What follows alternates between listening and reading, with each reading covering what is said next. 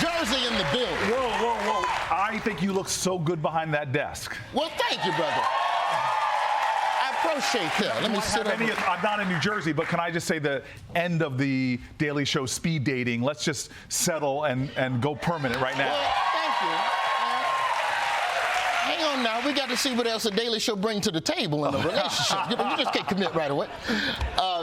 Let's talk a little bit about the elephant in the room that just landed in New York City. Now, in Washington, what is your feeling right now with everything with the Trump indictment? How much do you think this indictment is going to paralyze bipartisanship on actually getting laws passed in the next year? Because Trump has a way of sucking the wind out of conversations. Yeah, look, in the Senate, I don't think it's going to have much effect at all. You've heard Mitch McConnell stay eerily silent. But I think this is a moment in American history that is pretty significant. Look, I believe deeply in democratic principles. I believe in the idea of the rule of law. But we've had a nation that hasn't lived up to those principles all the time. As Brian Stevenson says, who's his death penalty defender, he says, we have a criminal justice system that treats you better if you're rich and guilty than if you're poor and innocent. Yeah.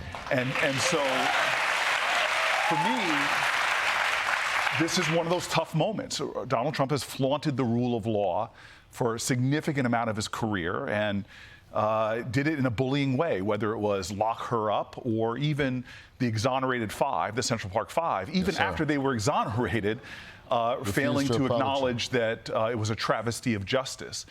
So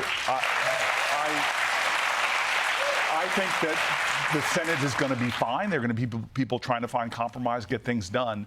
But I do think this is one of those moments where there's a 34-count indictment that we have to wait and see what's in it. I think that there's a lot of rushing to assume partisan positions in this. As a guy who believes in democracy, believes in the rule of law, believes in due process, let's see what happens. Okay, so then to that point of everybody rushing to choose a side, if that's what Republicans are saying publicly, this is ridiculous, and you can't charge our man. Before they've even seen the 34-count indictment. What are they saying behind closed doors? Is there a cafeteria in the Senate? Do y'all have like a, what are they saying in the cafeteria? Like, man, you see that bullshit with the book? Look, you forget this, but Trump has been on trial twice in the Senate, and he has had Republicans and Democrats, both parties, people from both parties voted to convict him. We didn't have enough to meet the threshold for conviction. But there are a lot of folks on both sides of the aisle that think that this is a guy who has caused so much damage to our political system. He's really shaken the foundations of our democracy.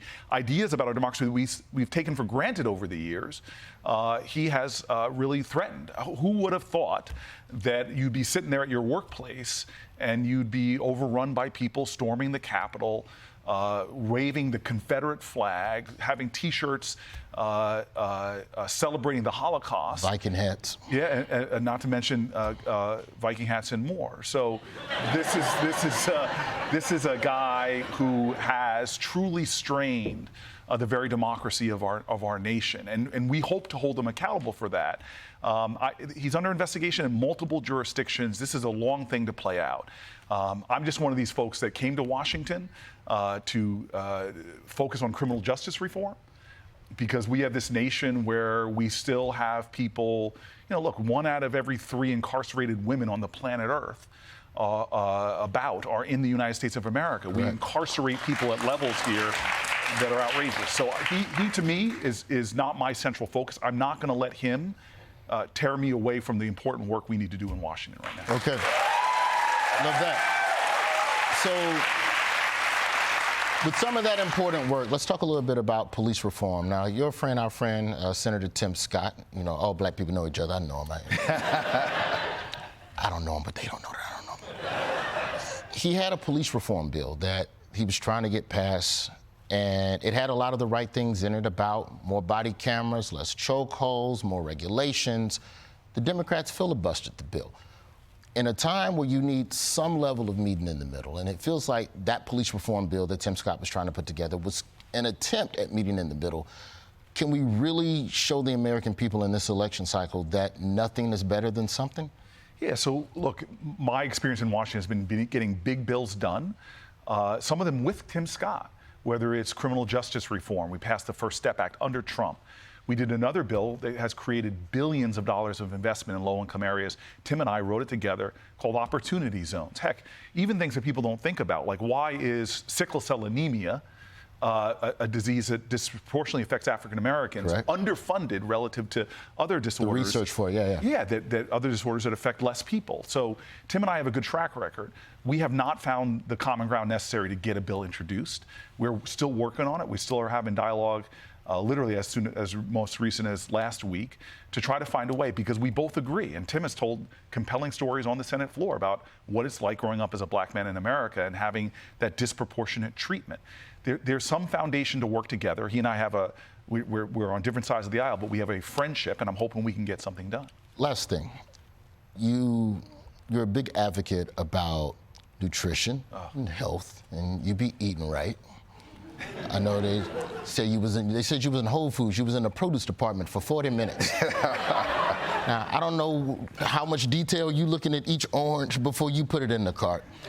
But when we talk about food and health and the way that we have food deserts in minority communities, talk to me a little bit about the Farm Bill and also why the McDonald's shake machine is always broken. Whichever one you have time for. One of the biggest crises we don't talk about is why is there such a demand for healthcare in this country? We have a nation that 1 out of every 3 government dollars about is being spent on healthcare, and the majority of that, 70–80%, is for preventable diseases. The majority of that is diet-related diseases. And in our Farm Bill, which should have some relation to what we should be eating, only about 7 to 10% of our subsidies go to the things that nutritionists tell us to eat the most of. So kids can walk up into a bodega or to a corner grocery store and find a Twinkie product cheaper than an apple, not because it's the true cost, but because we subsidize everything in the Twinkie or the Happy Meal and not enough stuff, fruits and vegetables. So you walk to another store, you find a bucket of salad costs $15, but you can go down the street and get a $1 meal. So we've got to stop subsidizing so much of the empty nutrition, hyper-processed, sugar-filled foods that get so much of our subsidies and not enough of the vegetables. This Farm Bill should reflect what Americans should be eating by expanding access to fresh, healthy foods that families want. Well, Senator, I wish you luck in trying to get a bill passed this year while that asshole takes up all the media cycle. Thank you so much for coming on the show. I'm grateful for you, more than you know, man. It's just good to see you. Senator Cory Booker, everybody. Thank you.